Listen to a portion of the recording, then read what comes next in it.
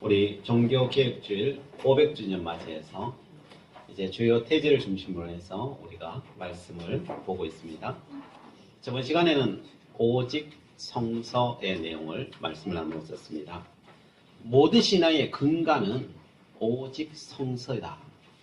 성서의 말씀을 근간하지 않는 것은 아무리 우리에게 어떤 그것이 신앙적인 체험이 되든지 무엇이 된다 할지라도 그것이 기준이 되어서는 안 된다. 오직 하나님의 말씀을 기준하여서 우리가 살아가야 될 것이고 또 그 말씀이 우리의 모든 것을 다 판단해 준다. 그래서 그 말씀을 기준해 살아가야 된다라고 했습니다. 그래서 종교개혁은 이 말씀 때문에 종교개혁이 일어나기 시작했죠. 사람들이 말씀 위의 것을 자꾸 집어넣으니까. 그래서 말씀의 재발견, 그것이 종교개혁이었습니다. 오늘은 두 번째 시간입니다. 그 제목처럼 오직 믿음입니다. 두 번째 테마는 오직 믿음. 종교개혁 5가지 태제 중에 가장 중요한 걸 그냥 딱 하나만 고르라. 다 중요하지만 사실요. 그러나 그 중에서도 딱 하나만 고르라고 한다면은 사실은 오직 믿음이에요. 오직 믿음. 이걸 다른 말로 이제 칭이론이라고 하는 이론이라고 신학적으로 말을 합니다. 칭이론은 우리 교회 교리의 시금석이에요. 가장 기본되는 거예요. 그리고 교회가 서고 넘어지는 데 있어서 이 칭이론이 어떠냐에 따라서 교회가 설 수도 있고 교회가 넘어질 수도 있어요. 그만큼 중요해요. 이게 시금석이라서 그래요.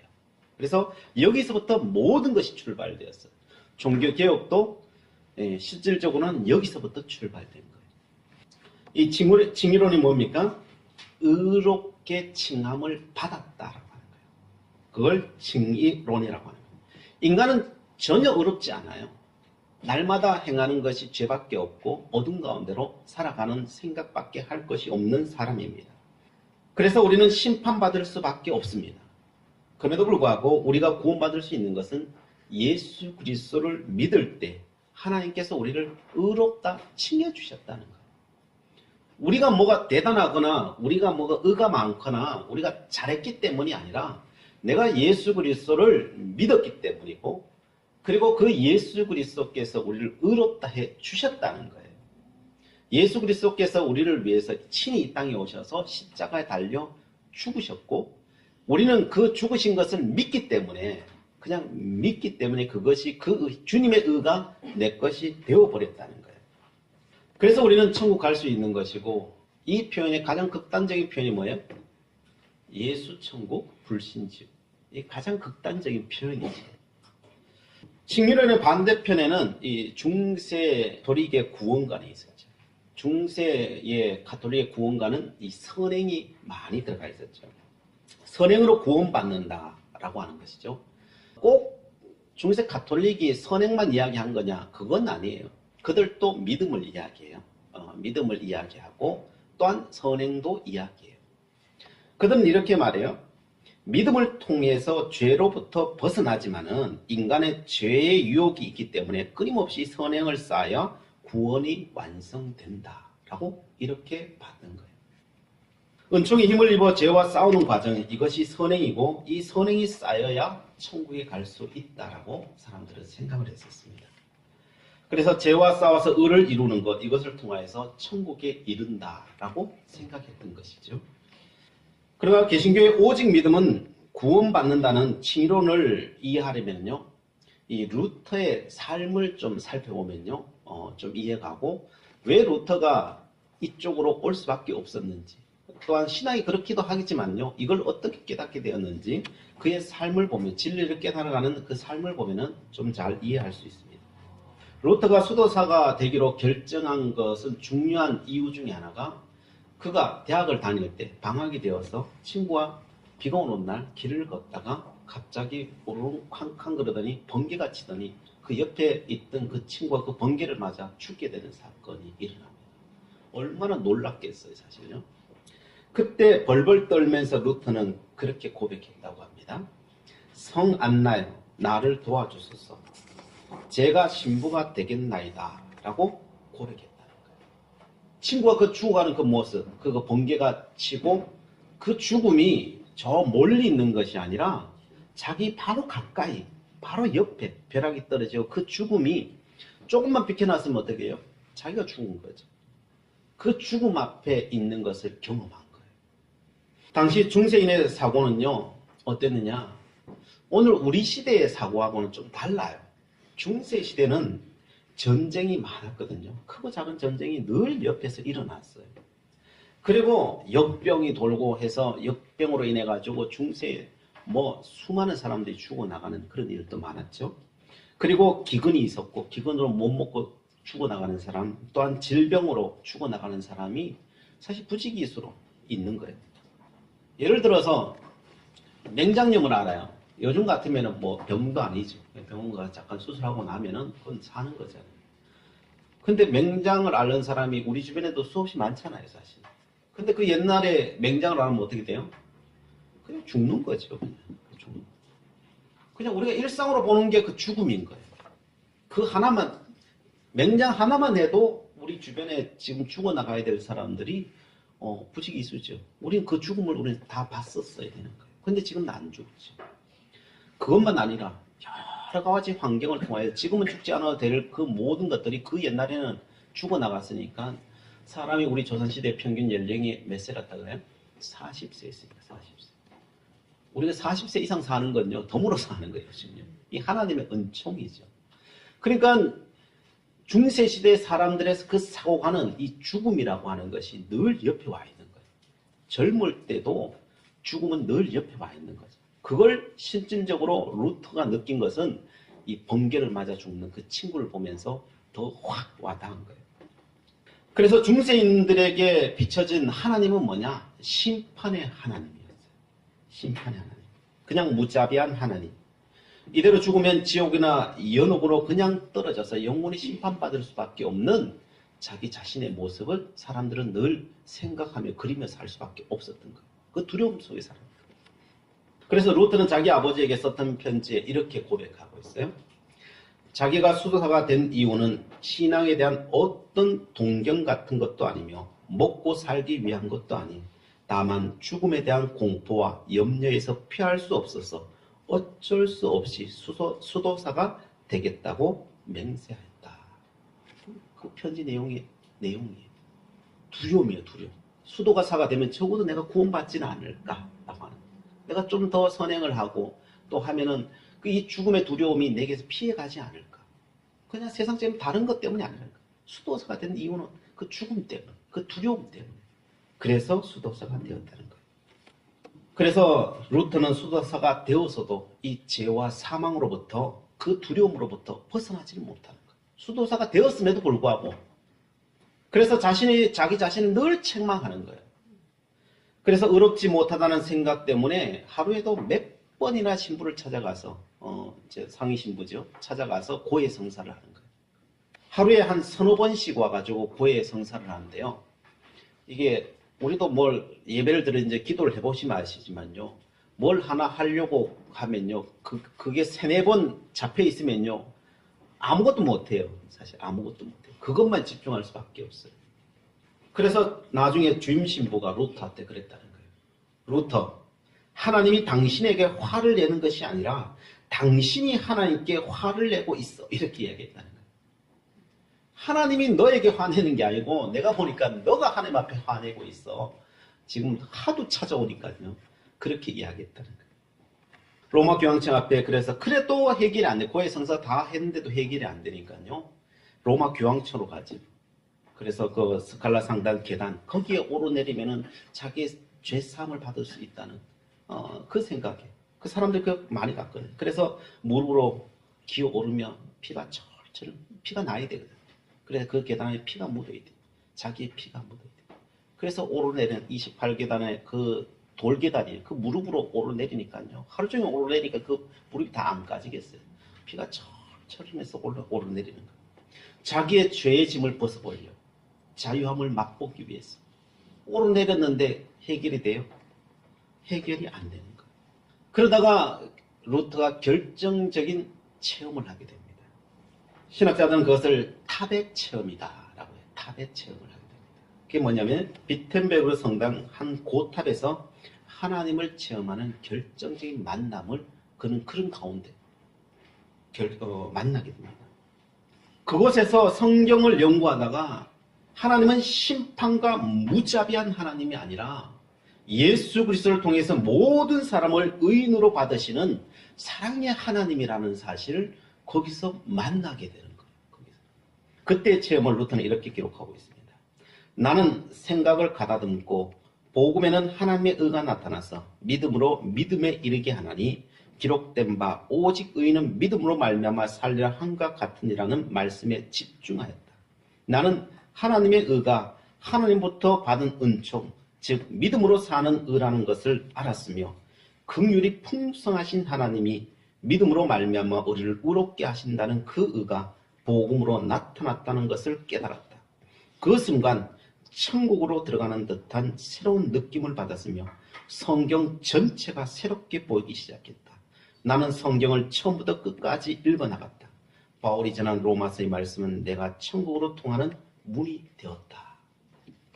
그가 그렇게 고행을 통해서 가지 못했던 그 천국의 길이 바로 로마서의 말씀을 읽다가 로마서 오늘 읽은 1장 17절 말씀을 통하여서 그 길을 통하여서 천국으로 올라가는 경험을 하였다라고 합니다. 루터는 그 죄에서, 그 속박에서, 그 사망에서 그 풀려나는 경험을 한 거예요. 거기서 자유함의 은혜를 누린 거예요. 본래 그래서 루터의 이름은 본래 루터가 아니에요. 루더예요, 루더. 루터의 이름은 루더예요. 그런데 루터라고 바꾸었어요. 루터로 바꾼 이름은 헬라의 엘루테루스라고 하는, 자유하다라고 하는 엘루테루스라고 하는 단어의 그 태자를 갖고 와서 이 루터로 이름을 바꾼. 나는 이제 자유인이 되었다. 내 이름을 바꾼다 해서 나는 자유인이 되었다. 죄와 사망에서부터 자유롭게 되었다 해서 그 이름을 바꾼 것입니다. 루터는 고백합니다. 자기를 바라볼 때는 나는 아무런 소망도 희망도 없는 존재이다. 그래요. 우리는 내 자신을 바라보면요, 우리에게는 소망이 없어요. 늘 넘어지고 쓰러질 수밖에 없는 그런 존재라는 거예요. 나 자신을 바라볼 때는 언제나 한번 참 잘했다라고 하는 생각이 안 든다는 거예요. 그런데 내가 예수 그리스도를 바라볼 때 우린 거기에 소망이 있다는 거예요. 예수 그리스도를 믿을 때 거기에 소망이 있다는 거예요. 주님께서 우리를 위해서 십자가에 달려 돌아가시고 죄와 사망을 그냥 다 깨뜨려 버리셨다는 거예요. 그 주님의 의가 내게 전가되었다는 거예요. 내가 주님 바라볼 때 그 의가 내게 왔다는 거예요. 내가 잘나서가 아니라는 거예요. 예수만으로 충분하다는 거예요. 그래서 이것을 칭의, 칭해졌다는 거예요. 내가 잘난 거 없지만 하나님께서 나를 그렇게 칭해 주셨더라라고, 이걸 칭의라고 합니다. 그래서 이것을 전가된 의라라고 하게 돼요. 전가되었다는 거예요. 이걸 루터는 또 다른 말로 이것은 내게 아닌데 내 거라고 말하니까요, 이게 낯선 의라고 말해요. 낯선. 너무 낯설어요. 이게 내 거라고 말하기가 참 부끄러워요. 그래서 낯선 의라라고 말하기도 합니다. 나중에 루터가 또 다시 말하기를 우리는 죄인이면서도 의인이다. 우린 죽을 때까지 죄인이면서도 우리는 의인이다 라고 그렇게 표현합니다. 그렇습니다. 우리는요, 우리가 구원받은 것은, 우리가 의롭게 된 것은 다른 어떤 것도 아니요, 예수 그리스도께서 우리를 의롭다고 칭해 주셨기 때문에 우리가 너무 열심히 살아서 그렇게 된 것이 아니에요. 세상에는 이 구원을 이루기 위해서 얼마나 노력하는지 몰라요. 어떤 요가선 같은 경우는요, 이 팔을 들고 한평생을 살아요. 한평생. 이걸 통하여서 자기의 육체를 꺾기 위해서 한평생을 살고, 우리가 추앙했던 그 성철 스님 불교에서는요, 그 사람은 잠도 안 자고 앉아가지고 벽만 보고 7년을, 대단하죠 사실. 왜? 그걸 통해서 자기의 육체를 이겨보려고, 이 죄를 이겨보려고 그렇게 노력하는 거예요. 그렇다고 될 수 있는 것이겠습니까? 그래서 예수 믿으면 구원받는다 라고 이 칭의론, 이것이 기독교의 진리가 되었습니다. 루터가 진리를 만든 것이 아니라 본래부터 그랬었죠. 본래부터 그랬는데 사람들이 그것을 알지 못해서 그랬죠. 그러나 이 루터가 바로 이 칭의론, 오직 의인은 믿음으로 말미암아 살리라. 바로 그 믿음을 통해서 우리가 구원 얻는 그것을 선포하기 시작하자 중세 가톨릭이 그냥 뒤집어지기 시작하는 거예요. 왜 뒤집어지기 시작합니까? 중세의 모든 만행들이 어디서 나옵니까? 이 사제들의 권력에서 나온 거죠. 이 사제의 권력이 뭡니까? 하나님과 인간의 자신들이 중재한다고 생각했으니까. 그래서 고해 성사를 받는 거죠. 자기가 죄를 다 나에게 회개해라. 그럼 내가 올린다라고 하는 거죠. 받아 올리는 개념인 거죠. 그래 은총도 누가 줘요? 은총도 사제가 주는 거예요. 신부가 은총을 던져주는 거죠. 은총을 나누어 주는 거고, 또한 사제가 성만 차례한 모든 걸 통하여서 모든 것을 중재자로 주는 개념을 갖고 있는 거죠. 그런데 이것이 다 깨트려져 버렸어요. 하나님이 우리를 의롭다고 칭해준 거지 어떤 누가 신부가 교황이나 해주는 게 아니라는 거죠. 많은 사람들은 교황이나 신부가 해준다고 생각했어요. 그 중간에서 그것을 해준다고 생각했어요. 그게 아니라는 거죠. 하나님이 친히 예수 그리스도가 친히 우리에게 그 구원의 은혜를 베푸신다는 거죠. 그래서 사제들이 그 은총과 사제권을 가지고 만행을, 자기의 욕심을 채우려고 하는 만행을 행하던 것들이 바로 이 치밀론에 의해서 다 깨져버리기 시작한 것이. 그래서 밑바닥부터 흔들리기 시작합니다. 그래서 모든 예수 그리스도를 믿는 자들은 이제 어떤 누구를 통하여서 아니라 자기 스스로가 하나님 앞에 나아가기 시작한 거죠. 거기에서 나온 것이 무슨 신학이 나왔어요? 거기서 만인 제사장설이 나온 거예요. 신부나 교황이 제사장이 아니라 그들도 어떤 의미에서는 제사장이죠. 그러나 우리 모두가 다 제사장이라. 어떤 누구가 아니라. 하나님 앞에 나가는데 누구를 통해서 나가는 것이 아니라 우리 모두는 우리 각자가 하나님 앞에 나아갈 수 있는 것이죠. 그러면 신부는 뭐냐? 목사는 뭐냐? 그냥 은사지. 은사. 그것을 맡은 자죠. 맡은 자예요. 그래서 우리 모두는 여러분 스스로가 하나님 앞에 나가야 돼요. 개신교는 그래요. 개신교는 여러분 스스로가 하나님 앞에 나가야 돼요. 가톨릭에서 많은 7성례나 이 모든 것들은 성례를 다 폐해버리죠. 개신교는 다 폐해버리고 두 가지 주님께서 하신 것, 세례와 성만찬만 남기고 다 폐해버리고 모든 것은 너희 스스로 주님 앞에 나아가라. 너희 스스로 하나님 앞에 나아가라. 그리고 해결받으라. 그래서 우리는요, 어떤 의식 통항보다도 우리의 입술의 고백으로 나아가요.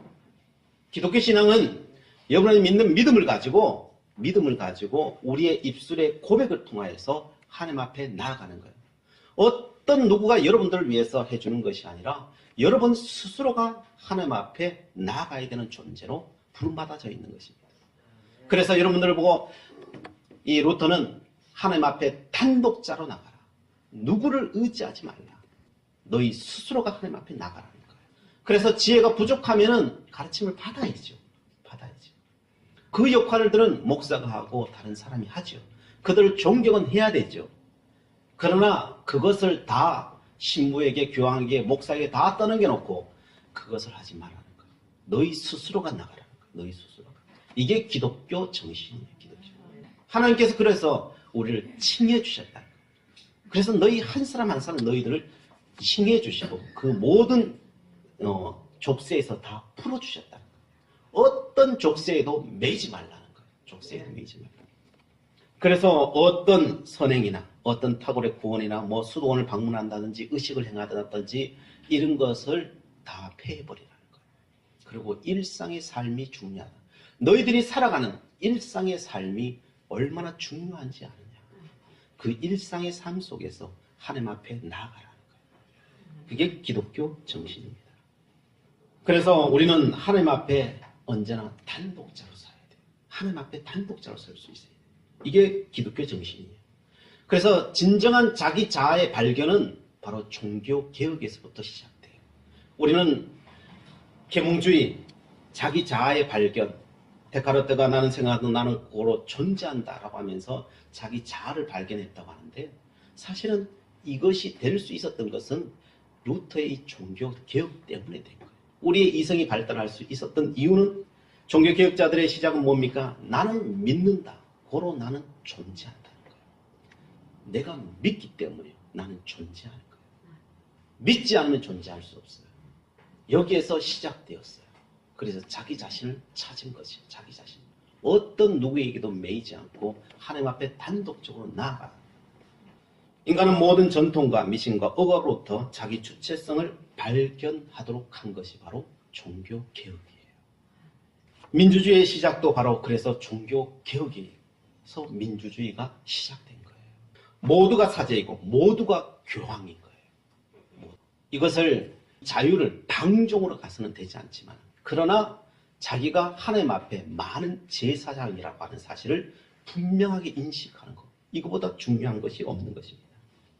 그래서 신 앞에서 불평등을 강조하던 모든 권위와 억압의 사슬을 풀어버렸기 때문에 이 종교개혁을 일으키고 유명한 우리 설교가들 스펄전 목사님이라든지 로이드 존스라고 하는 이런 목사님들은 처음부터 목사가 아니었어요. 신학교육을 받은 사람이 아니었어요. 그냥 회중교회에서 저 사람이 참 우리의 목사직을 하면 좋겠다라고 생각해서 회중이 세워요. 그리고 신학을 해요. 그리고 목사가 돼요. 그렇게 그 권위가 주어진 거예요. 교회가 목사가 권위가 생기기 시작하면 목사한테 모든 목을 매기 시작하면 타락하기 시작해요. 한국교회는 어떻습니까? 한국교회가 종교개혁 이전으로 돌아가는 모습이 보입니까? 안 보입니까? 많은 부분들이 보여요. 도리어 그쪽을 향하여 어떤 하나의 이 권위, 이 세속적인 권위에 모든 걸 신어서 교회를 통치하고자 하는 그런 모습이 우리 주변에 너무나도 많이 보여요. 사실 인간의 욕망이죠. 사실 그게 욕망이죠. 이것을 우리 스스로가 깨지 않으면 안 돼요.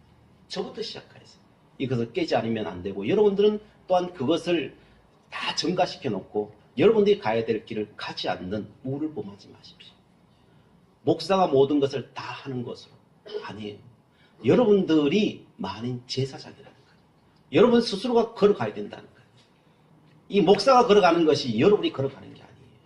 한국교회 병폐가 뭐예요? 다 큰 교회 그래요. 왜 큰 교회를 외치고 있습니까? 큰 교회가 자기 자신인 줄 알아요. 큰 교회가 자기 자신이에요. 큰 교회 것이 다 자기 것으로 알아요. 그게 아닌데. 자기 자신이 하나님 앞에 나가야 되는데.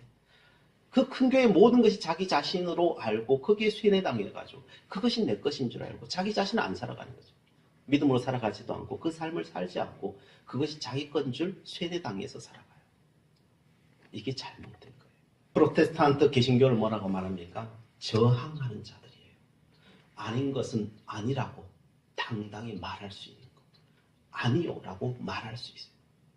모든 사람들이 그 권위에 그냥 굴복할 때 아닌 것, 말씀 안에서 아니라 할 때 아니라고 말할 수 있는 사람. 바로 그것이 개신교 신앙 정신인 것입니다. 그러면은 근데 문제가 또 하나 생겼죠. 우리가 오직 믿음이라고 하니까요. 사람들이 예수 이제 믿으면 우리가 구원받았으니까 우리는 이제 제멋대로 살아가도 되겠네 라고 하는 생각이죠. 그래서 개신교 안에 무엇이 생겼습니까? 그냥 아무렇게나 예수 믿었으니까 아무렇게도 살아가도 괜찮다라고 하는 그런 생각이 또 생기기 시작했어요. 이게 또 팽배해졌죠. 루터가 그걸 가르쳤느냐? 사실은 아니에요. 그걸 가르치지 않았어요. 우리 스스로 그렇게 생각한 거죠. 그래서 이 시대에 우리 개신교를 고발하는 영화가 나왔었죠. 무슨 영화였습니까? 밀양이라고 하는 영화가 나왔죠. 개신교를 고발하는 거죠. 그래서 예수 믿으면 구원받았으니까 나는 다 괜찮아. 살인죄를 저지르고도 나는 괜찮아 라고 생각하는 거죠. 그건 아니라는 거죠. 루터는 말합니다. 믿음이 없는 곳에는 선한 행위는 있을 수가 없다. 반대로 선한 행위가 없는 곳에는 믿음도 없다. 의롭게 된 다음에 선한 행위들이 뒤따르지 않는다면 그것은 확실히 죽은 믿음이다. 선한 행위들이 결여된 믿음은 효용없는 믿음이 아닌 위선적인 믿음이다. 루터는 이 믿음을 이야기할 때 삶이 없는 믿음을 이야기하느냐 그게 아니라는 거예요. 정말 믿음이 되는 것은 믿으면 사는 거죠. 사는 게 없는데 믿음이다. 그거는 내 자신을 속이고 있는 거죠.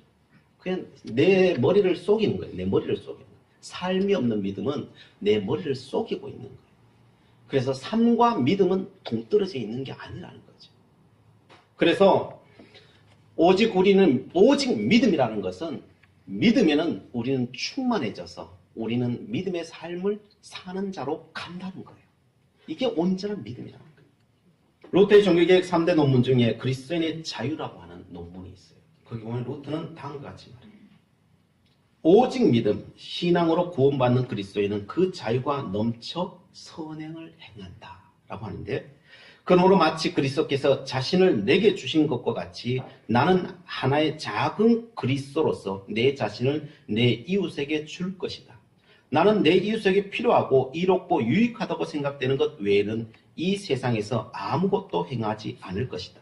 이는 믿음을 통하여 나는 그리스도 안에서 모든 선한 것들을 풍부하게 가지고 있기 때문이다. 우리는요, 오직 믿음을 가지면, 정말 자유하게 되면요, 그 기쁨이요, 정말 내가 내 안에서 체험되게 되면요, 풍부해진다는 거예요. 풍부해진다. 그게 넘친다. 그 기쁨이 넘친다는 거예요. 넘쳐서 내 자신을 제물로 드리는 거예요. 근데 내가 믿음으로 살아가는 게 안 된다. 그러면 내 안에 그 믿음의 그 기쁨, 그 자유함이 아직 차지 않아서 그래요. 그러면 하나님께 기도하지. 하나님, 내가 예수 믿는데 그 기쁨과 그 충만함이 없어서 내가 못 나가네요. 하나님, 내 안에 그리스도의 기쁨이 이 루터가 체험했던 탑의 체험처럼 하나님 그 체험을 나에게도 허락해 주시옵소서. 그래서 차고 넘치게 해주소서. 그래서 믿음이 내 삶으로 나아가게 도와주시옵소서. 여러분 그렇게 기도하셔야 돼요. 그러면 하나님 반드시 그 은혜를 여러분 주셔요. 그래서 그 은혜가 올 때까지 여러분 계속 기도하고 말씀을 보세요. 그러면 어느 날 갑자기 그 말씀이 살아 움직일 것이고 그 기쁨이 내 안에 충만해질 것입니다. 그러므로 종교개혁 500주년을 맞은 우리들, 오직 믿음으로 나가십시오. 내가 믿으면 실제화돼요. 내가 예수 그리스도를 온전히 믿기 시작하면요, 출발되기 시작해요. 그래서 하나님의 말씀을 믿으십시오. 거기 있는 말씀 그대로 믿고 나가십시오. 그리고 그 말씀을 믿었으면 실천해 보십시오. 그러면 하나님의 살아계심이 반드시 여러분의 삶 가운데 나타날 줄 믿습니다. 기도하시겠습니다. 사랑의 하나님, 종교개혁 500주년에 뜻깊은 해를 맞이하여서 신앙의 참 자유를 누리는 자리에 저희를 세우심에 감사를 드립니다. 오직 믿음의 은혜를 이 시간 나누었습니다. 우리 안에 우리를 묶고 있는 모든 죄성들과 연약한 것들이 있다면 주님의 의로우심을 선포하며 자유하게 인도하여 주시옵소서. 그러나 이 자유를 방종으로 만들지 않게 하시고 말씀으로 순종하여 그리스도의 덕을 세워나가는 힘의 원천이 될 수 있도록 인도하여 주시옵소서. 예수 그리스도의 이름으로 기도드리옵나이다. 아멘.